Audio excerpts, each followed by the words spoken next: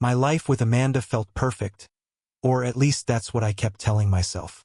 We had been married for 6 years, living in a cozy suburban house with a neatly trimmed lawn and white picket fence. On the surface, everything looked like a picture of happiness.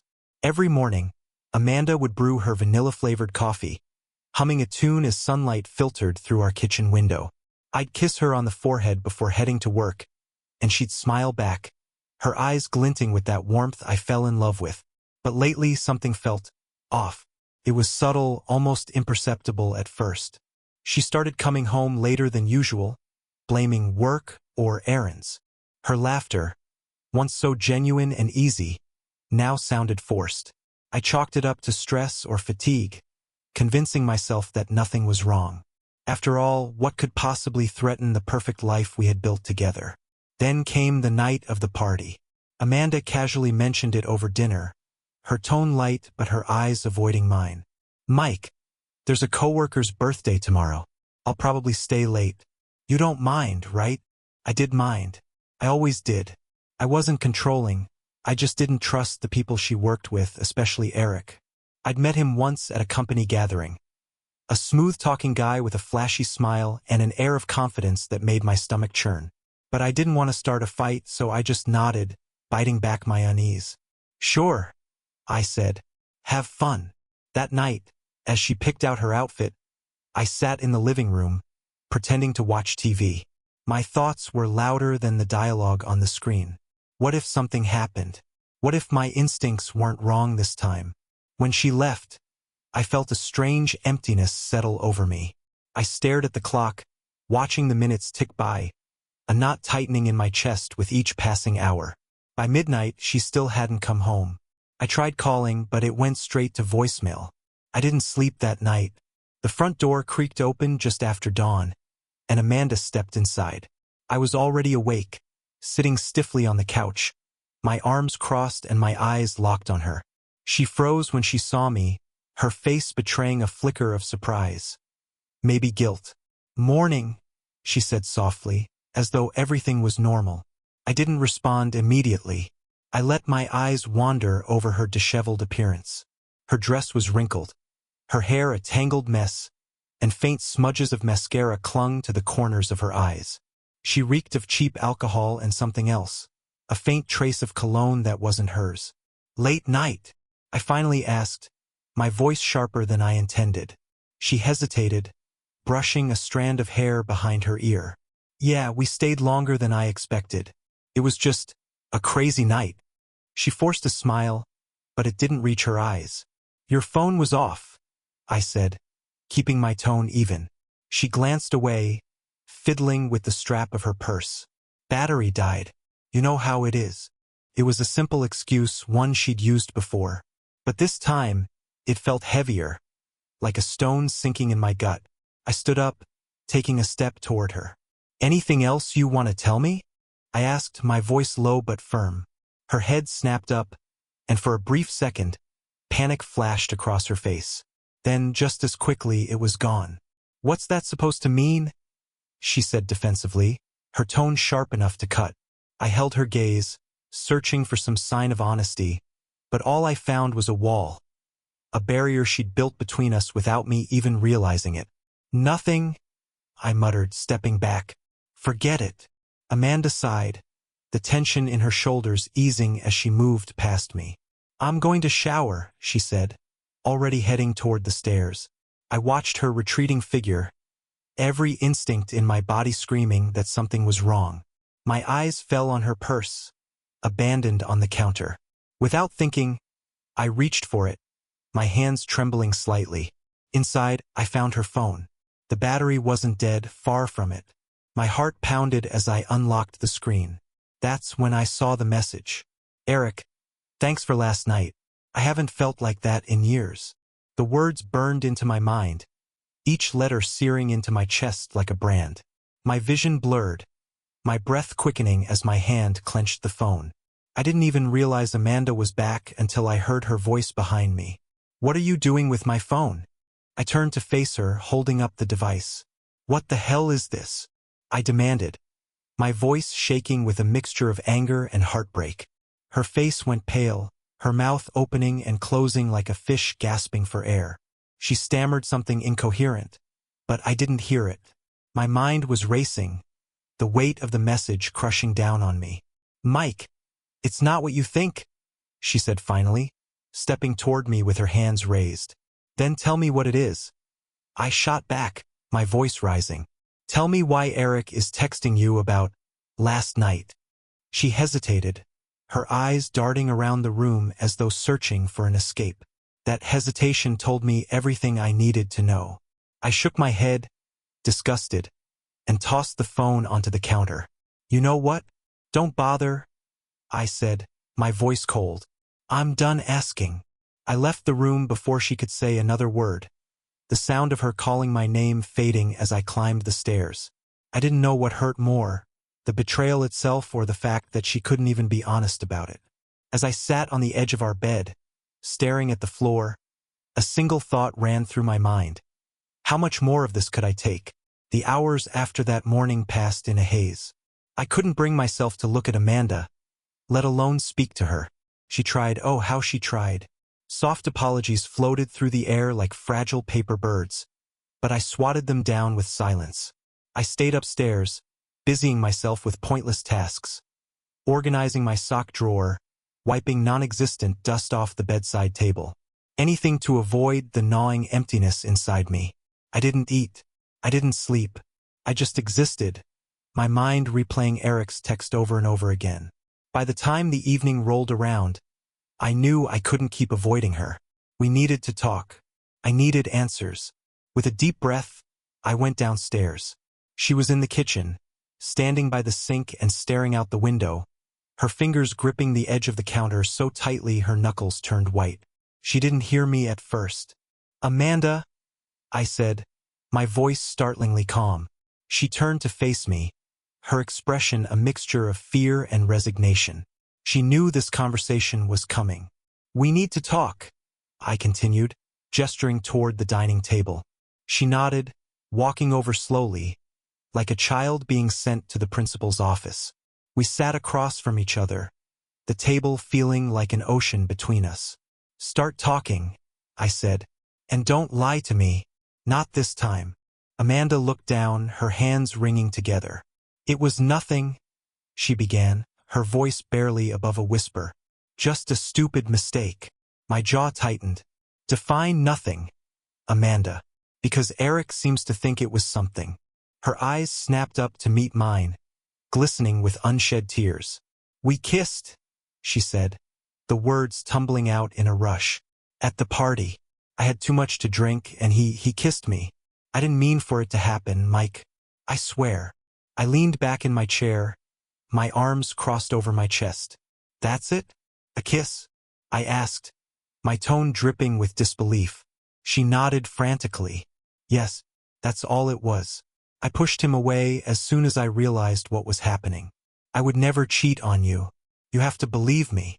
But I didn't believe her. Not entirely. Something in her story felt rehearsed, like she'd been crafting it in her head all day. And the text. Pressed. "Why would he thank you for last night, if it was just a kiss?" Her face crumpled, a tear slipping down her cheek. "I don't know," she whispered. "Maybe he misunderstood. Maybe he's just trying to mess with me. I don't know why he sent that." I studied her, searching for any sign of truth, but her answers only left me with more questions. Part of me wanted to believe her. I wanted so badly to cling to the version of Amanda I thought I knew, the one who wouldn't betray me. But another part of me, darker and more cynical, whispered that she wasn't telling me the whole story. "I need some air," I said abruptly, standing up. "Mike, please." "I said I need some air," I repeated, my voice sharper than I intended. I didn't look back as I grabbed my coat and walked out the door. The night was cold and quiet, the kind of quiet that makes you feel small and insignificant. I walked aimlessly through the neighborhood, my mind spinning. Every step felt heavy, weighed down by a mix of anger, sadness, and doubt. What if she was telling the truth? What if I was overreacting? But what if she wasn't? What if there was more to this than she was letting on? When I finally returned home, the house was dark. Amanda had gone to bed, or at least pretended to. I stood in the doorway of our bedroom, watching her silhouette under the covers. She looked so small, so vulnerable. For a moment, I felt a pang of guilt. But then I remembered the text, the lies, the way she hesitated when I confronted her. And just like that, the guilt was gone. As I lay down on the couch that night, staring at the ceiling, one thought consumed me. If she's hiding something, I'll find out. The days that followed were a delicate dance of pretending and watching. Amanda acted as though nothing had happened, going through the motions of our daily life with forced cheerfulness. She cooked dinner, folded laundry, and even kissed me goodnight like she always had. But I wasn't the same. Every glance she gave me felt calculated, every smile like a mask hiding something darker. I wasn't sure if she noticed how much time I spent observing her, how my eyes lingered a little too long when she checked her phone, or how I watched her reflection in the kitchen window as she tapped out a text. I knew I couldn't confront her again, not without more evidence.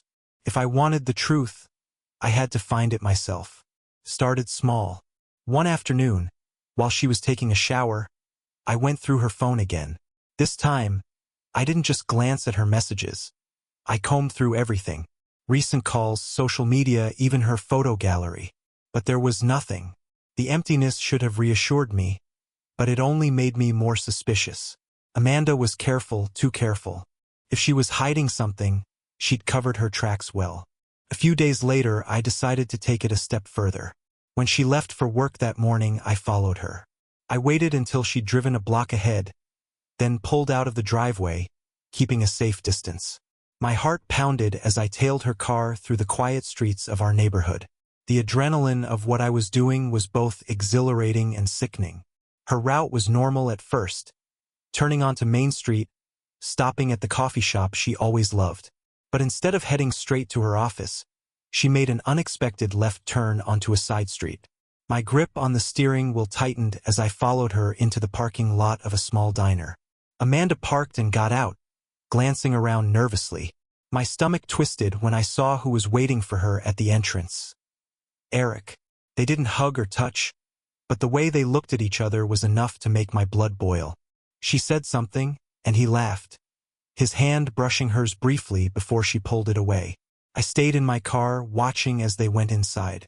The diner had large windows, and from my vantage point, I could see them sitting at a booth near the back. They were talking, leaning in close, their expressions intense.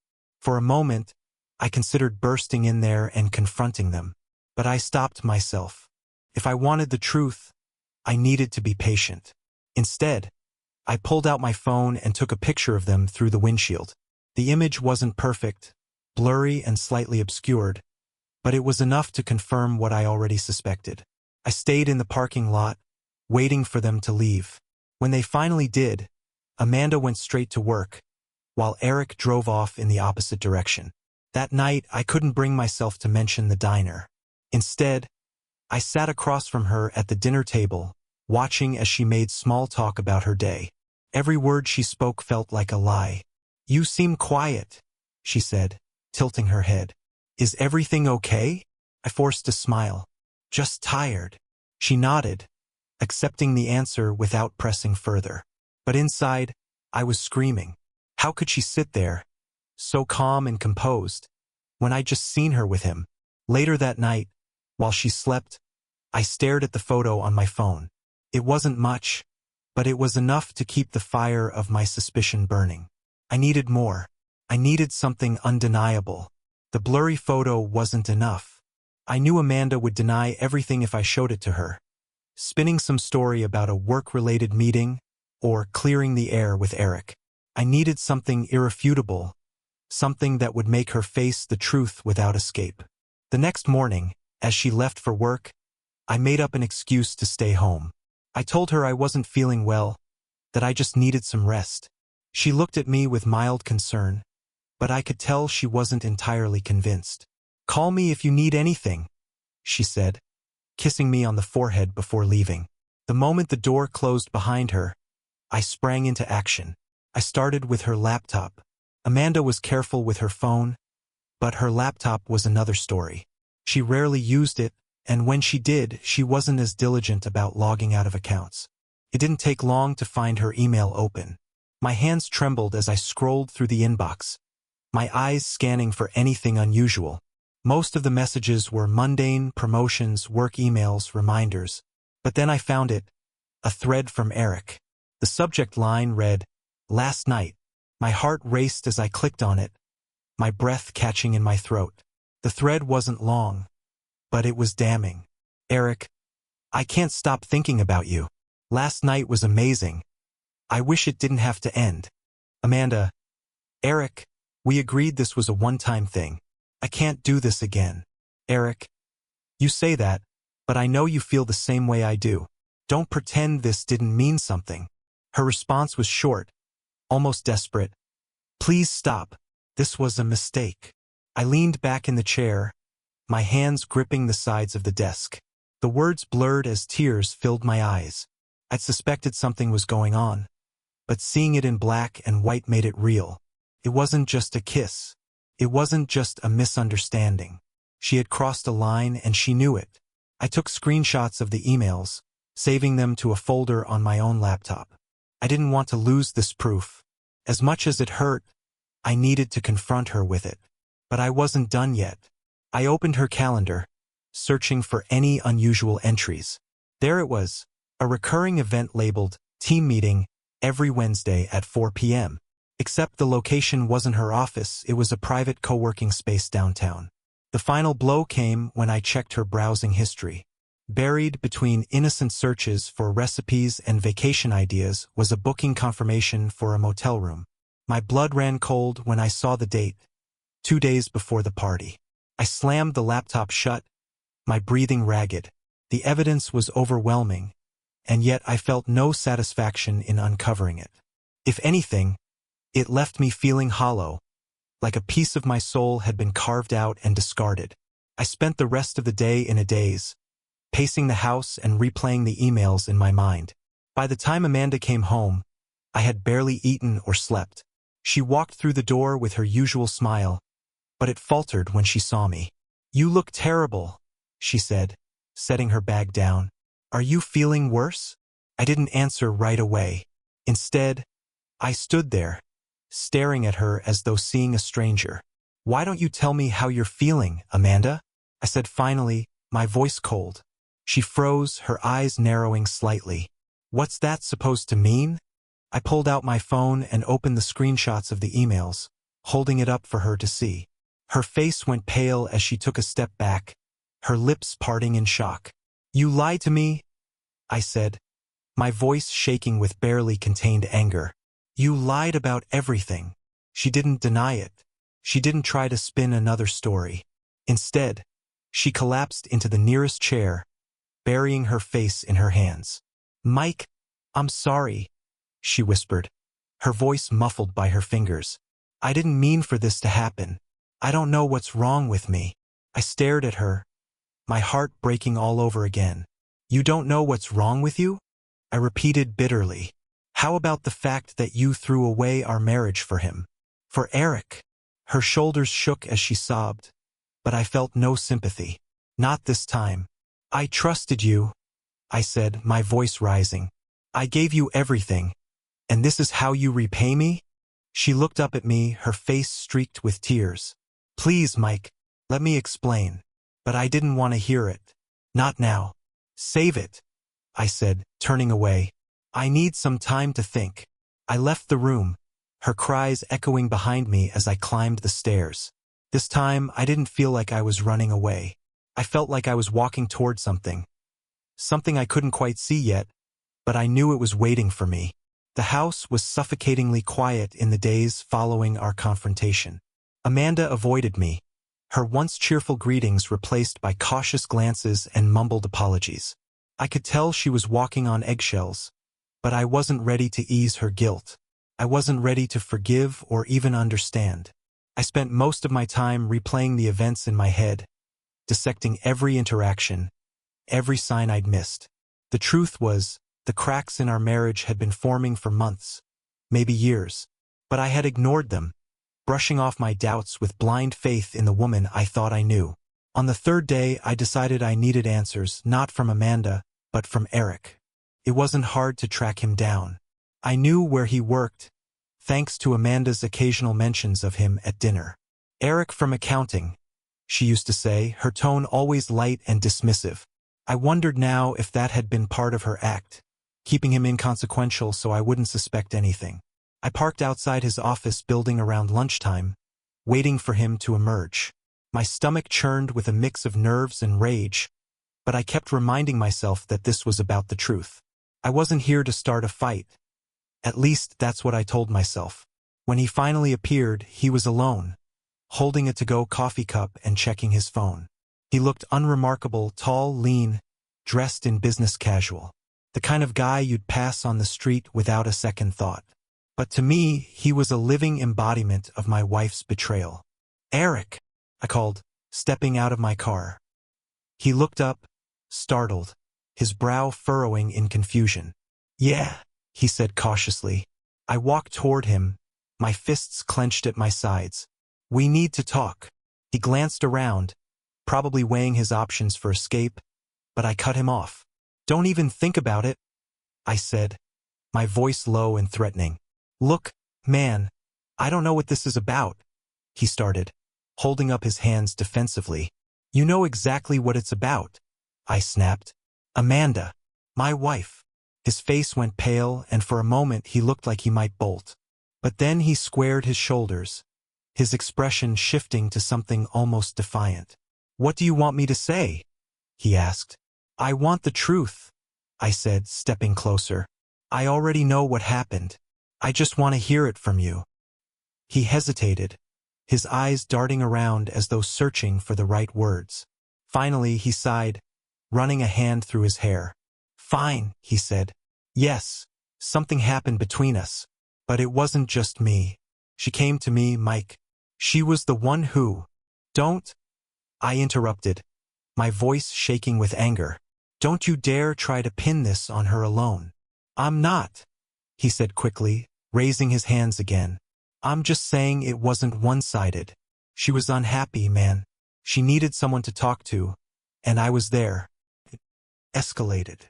Escalated," I repeated, my voice dripping with sarcasm. "Is that what you call sneaking around with another man's wife?"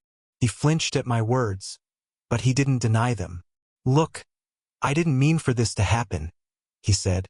"I didn't want to hurt anyone." "Well, congratulations," I said coldly. "You did." We stood there in silence for a moment, the weight of his admission hanging between us. I wanted to hit him, to make him feel even a fraction of the pain he'd caused me. But I knew it wouldn't change anything. "You know what?" I said finally, stepping back. "You're not worth it." I turned and walked away, my heart pounding as I got back into my car. As much as I hated him, I realized that my anger wasn't entirely for Eric. He was a symptom of the problem, not the cause. The real question was, could I ever look at Amanda the same way again? That evening, the tension in the house was palpable. Amanda sat curled up on the couch, scrolling aimlessly on her phone. Her presence, once a comfort, now felt like a shadow looming over me. She looked up when I entered the room, her eyes silently pleading for something. An acknowledgement, forgiveness, maybe even a fight. But I gave her nothing. I sat across from her, the coffee table a chasm between us. The words I'd heard from Eric still echoed in my head, intertwining with her whispered apologies and denials. My thoughts were a storm, but the center of it all was a single haunting question. Why? Finally, I broke the silence. "Do you love him?" Her head snapped up, her face pale. "What? Do you love him?" I repeated, each word deliberate and sharp. "No," she said quickly, almost too quickly. "Of course not, Mike. It wasn't like that." I leaned forward, resting my elbows on my knees. "Then what was it like? Explain it to me, Amanda, because I've been tearing myself apart trying to understand." She hesitated, her hands wringing in her lap. "I don't know," she said finally, her voice barely above a whisper. "I was lonely. You were always so busy with work, with everything else. I felt invisible." Invisible, I echoed, my voice rising. So your solution was to run to Eric? To sleep with him? Do you know how pathetic that sounds? Her eyes filled with tears, but I didn't care. Not this time. She needed to hear the truth, even if it cut deep. I gave you everything, I continued. My time, my trust, my love. And you threw it all away because you felt lonely? Do you have any idea what that's done to me? I didn't mean to hurt you, she said, her voice trembling. But you did, I snapped. And the worst part is you didn't even think about me, about us. You just thought about yourself. The room fell silent except for the sound of her quiet sobs. For a moment, I almost felt guilty for being so harsh. But then I remembered the emails, the motel booking, the way Eric had looked at her. How long? I asked, breaking the silence. She looked up at me, confused. What? How long were you with him? How long were you lying to me? She hesitated, her gaze dropping to the floor. About a month, she admitted. It started after that big fight we had. About the promotion. I closed my eyes, the memory flooding back. I'd been offered a promotion at work, one that came with longer hours and more stress. Amanda hadn't been thrilled about it, saying it would take me away from home even more. We'd argued, and I'd accused her of not supporting me. I hadn't realized how deeply that fight had affected her, or maybe I hadn't cared enough to see it. That doesn't excuse what you did, I said finally. Nothing excuses it. I know, she said, her voice breaking. I know I messed up, Mike. I know I hurt you, but I swear it's over. I ended it before you even found out. I laughed bitterly. You ended it? Or did you just get caught before you had the chance to keep going? She flinched at my words, but I didn't back down. You don't get to rewrite this, Amanda, I said. You don't get to play the victim. You made your choices, and now you have to live with them. Her sobs grew louder, and for a moment, I felt a flicker of satisfaction. But it was quickly replaced by something else, emptiness. No matter how much I yelled, no matter how many tears she shed, it wouldn't undo what had happened. That night, I slept on the couch again. As I lay there, staring at the ceiling, I thought about all the moments that had led us here. The laughs we'd shared, the plans we'd made, the life we'd built. And now it all felt like a lie. For the first time, I wondered if there was any way to come back from this, or if we were too far gone. The following days felt like limbo, a space where time moved forward, but nothing truly happened. Amanda tried to bridge the gap between us, but her efforts felt hollow. She cooked my favorite meals, asked about my day, even offered to sit down and talk, but her words washed over me like static. I was trapped in my own head, replaying every memory of our relationship. The happy moments seemed tainted now, the smiles and laughter overshadowed by the betrayal. It was like trying to watch a movie with the knowledge that the ending had already been ruined. I decided I needed space, not just from Amanda, but from everything. Our home, the reminders of what we'd lost, even myself. One evening, without saying much, I packed an overnight bag and told her I'd be staying with a friend. Mike, please, she said, following me to the door. Don't do this. We can work through this, I know we can. I turned to face her, the weight of her words pressing down on me. Work through what, Amanda? The lies? The cheating? You think a few conversations and some tears are going to fix this? Her face crumpled, and for a brief moment, I felt the urge to comfort her. But I stopped myself. This wasn't the time for sympathy. I just need time to think, I said, opening the door. Don't call me. I'll reach out when I'm ready. I didn't look back as I walked to my car. I ended up driving for hours, the hum of the road beneath me a strange kind of comfort. Eventually, I found myself at a small, run-down motel on the outskirts of town. It wasn't much, but it was enough. The room smelled faintly of mildew, and the carpet was stained in places I didn't want to think about. But the solitude was exactly what I needed. I dropped my bag on the floor and collapsed onto the bed, staring at the ceiling as the events of the past few weeks played out in my mind. I thought about Eric's words, Amanda's tears, the way my life had unraveled so quickly. A part of me wanted to hate her, to blame her entirely for what had happened. But another part, a quieter, more painful part, wondered if I was partly at fault. Had I been too focused on work? Had I ignored her needs, pushed her away without realizing it? These thoughts gnawed at me, conflicting with the anger and betrayal that still burned in my chest. I wanted answers, clarity, a sense of direction. But all I had was a tangled mess of emotions and questions with no easy answers. The next day, I sat at a small diner near the motel, nursing a cup of coffee and staring out the window. The waitress, a middle-aged woman with kind eyes, refilled my cup and offered me a sympathetic smile.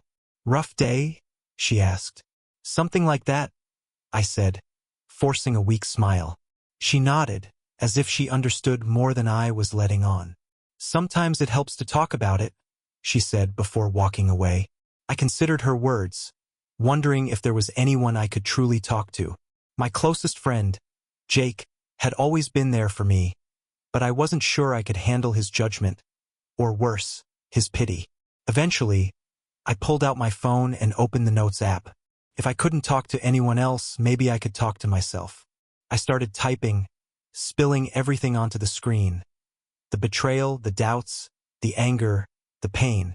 By the time I finished, my coffee had gone cold, and the diner was nearly empty. But for the first time in weeks, I felt a small sense of relief. Writing it all down didn't solve anything, but it helped me see things more clearly. That night, back at the motel, I sat on the edge of the bed and stared at my phone. My finger hovered over Amanda's contact, but I couldn't bring myself to call her. Instead, I scrolled through our old messages, texts from before everything fell apart. There was one from a year ago that caught my eye. It was simple, just 3 words. "I miss you." She had sent it late at night while I was on a business trip. At the time, I dismissed it as a sweet but unnecessary sentiment. Now it felt like a warning I had ignored. I put the phone down and stared at the wall.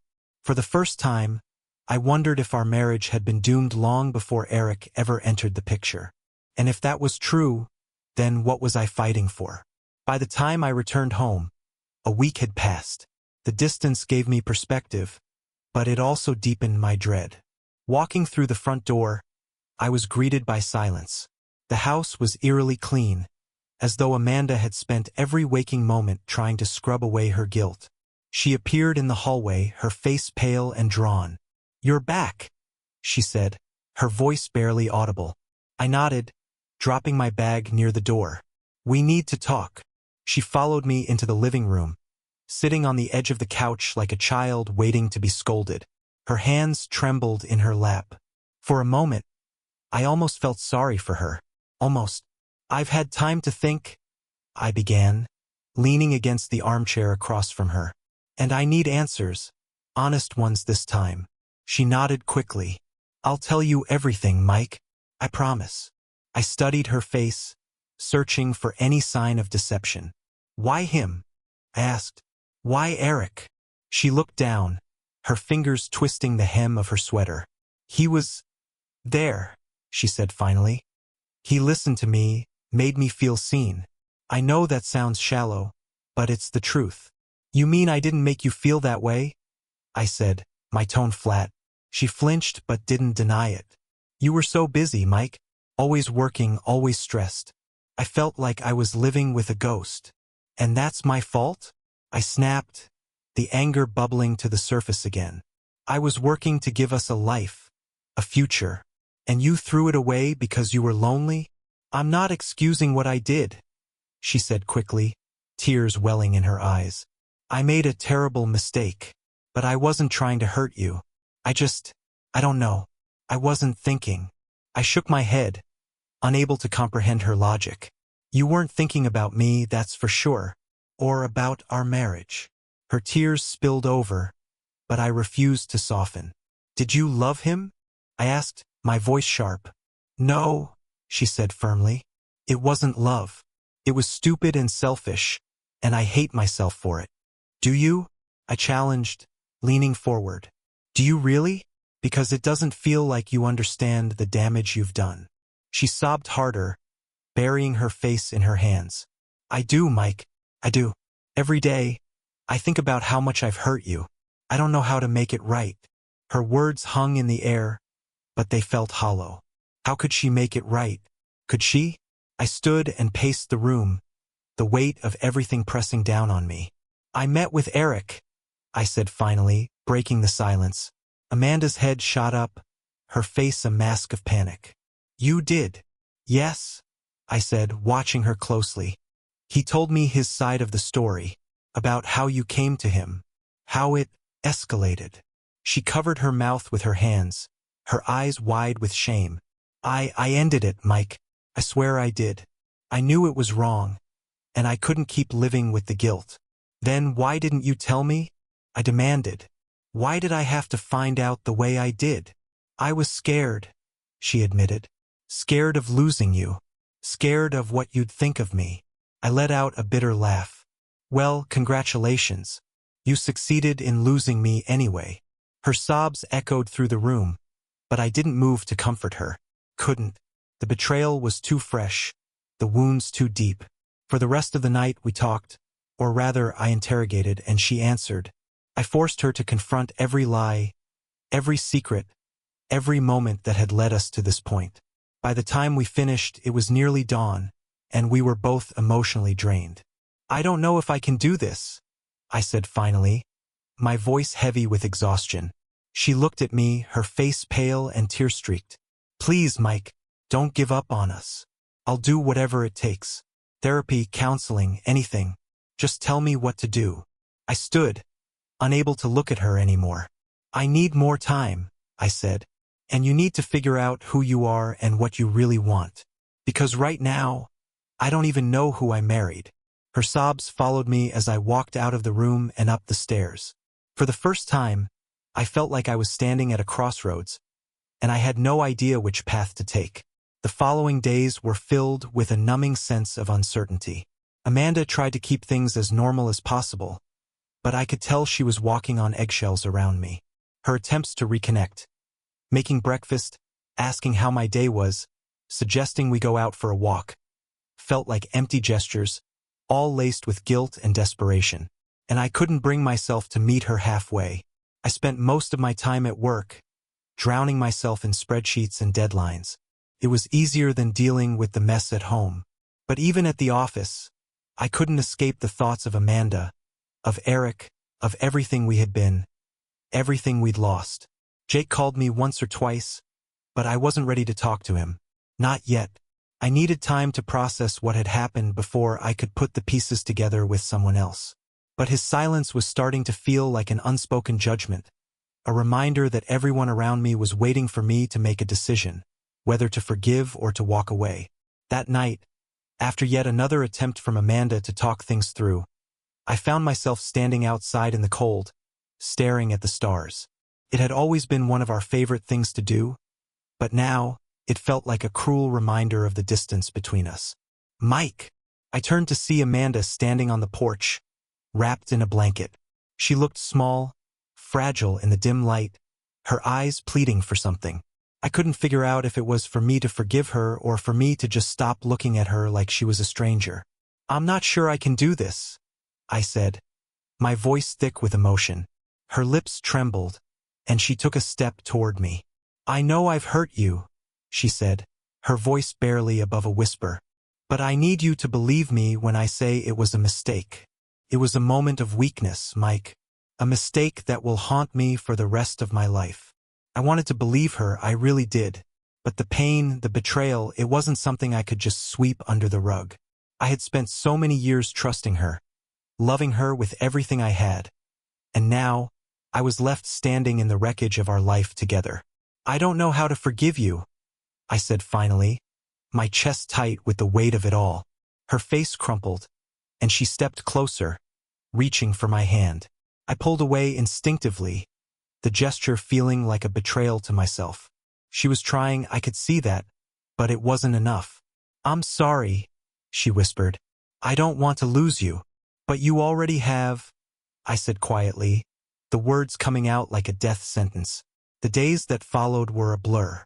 I found myself going through the motions of life, but none of it felt real. The pain was constant, a dull ache that refused to fade. Amanda's presence was like a ghost haunting the house, and no matter how much she tried to make things right, it never felt like enough. I started to see things differently. Our life together, our love, our marriage had been built on something fragile, something I had never really understood. I had believed in it, in us, but now I was starting to wonder if I had been wrong all along. One evening, after another tense and emotional conversation with Amanda, I decided to take a walk to clear my head. I needed some space. Away from her, away from the house, away from the questions and the doubts that were suffocating me. I wandered aimlessly, lost in my thoughts, until I found myself at a park near our neighborhood. The swings creaked in the wind, and the playground was empty, abandoned. Felt fitting. I sat down on a bench, staring at the empty space, and for the first time in days, I allowed myself to feel the full weight of the situation. I thought about everything, the good, the bad, and everything in between. I thought about the man I had been before all of this, the person I thought I was. And I wondered, who would I be when all of this was over? The next day, I did something I never thought I'd do. I called Jake. I didn't tell him everything. Not yet. But I needed someone to talk to, someone who wasn't involved in the mess. He answered on the second ring, his voice thick with surprise. Mike? What's going on? You okay?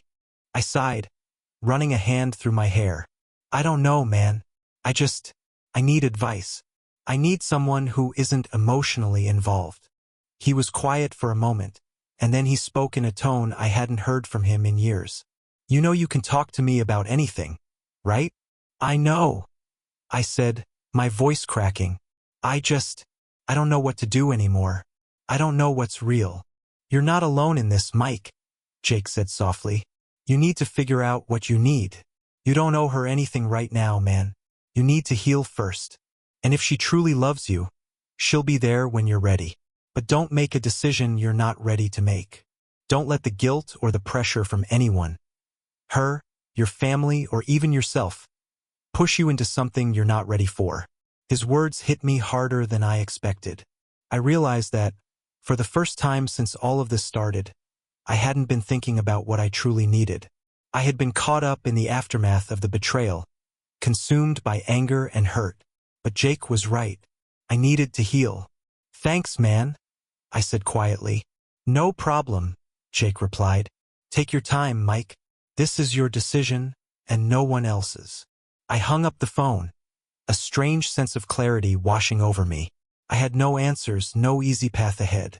But for the first time in a long while, I felt like I was finally on the right track, toward something that was mine, something that would allow me to breathe again. The following weeks felt like an eternity. I kept to myself more, staying late at work, taking long drives, anything to avoid confronting the painful reality of my life at home.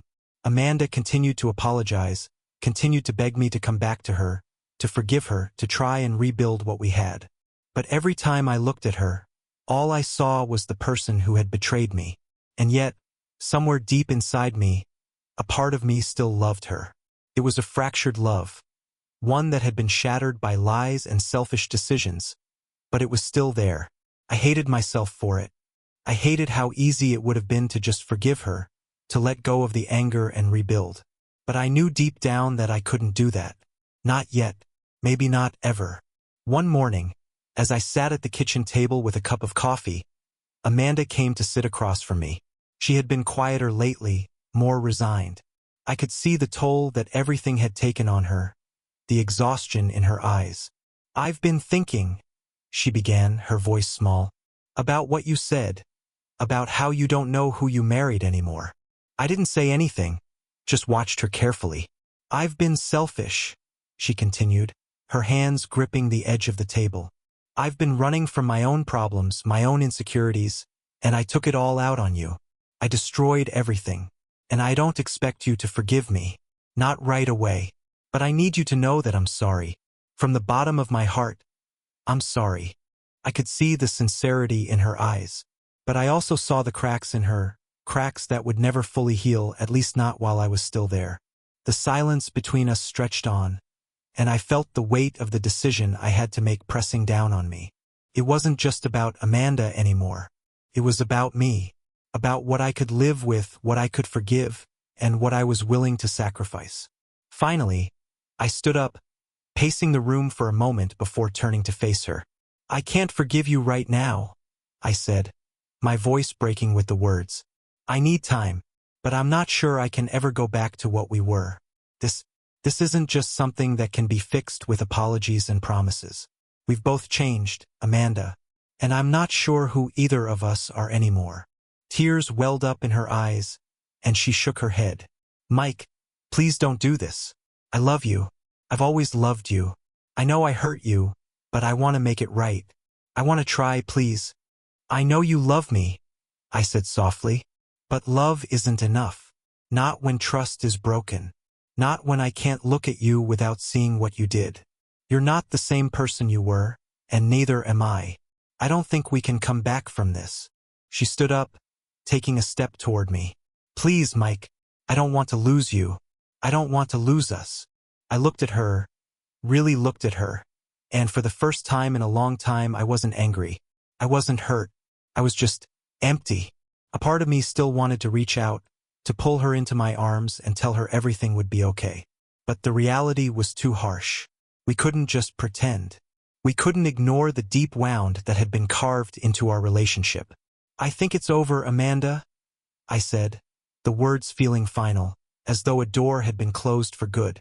She stared at me, her face crumpling with disbelief and pain. "You're making a mistake," she whispered. "Maybe," I said, my voice thick, "but it's my mistake to make."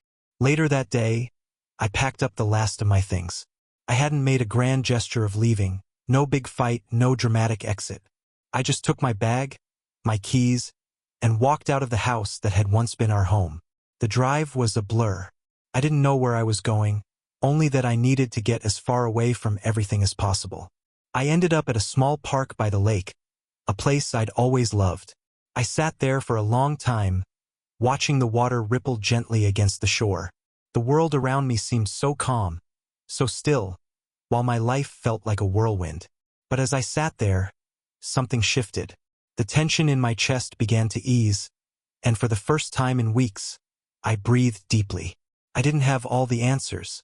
I didn't know what the future held. But I knew this. I had made a choice. I had taken control of my own life again. And that, for now, was enough. The road ahead would be difficult, filled with uncertainty and pain. But it was mine to walk. And for the first time in a long time, I was ready to face whatever came next. That's the end of my story. It wasn't an easy decision, and it wasn't a clean one. It's never simple when love and betrayal collide. But I hope you understand that sometimes the hardest thing to do is to walk away. If you've ever been in a situation like this, or if you've experienced betrayal in your own life, I'd love to hear from you. Leave a comment and let me know your thoughts. Have you ever had to make a choice like this? How did you handle it? And if you haven't already, don't forget to subscribe for more stories like this. Sometimes the hardest journeys lead to the most powerful lessons. Take care of yourselves and take care of the ones you love.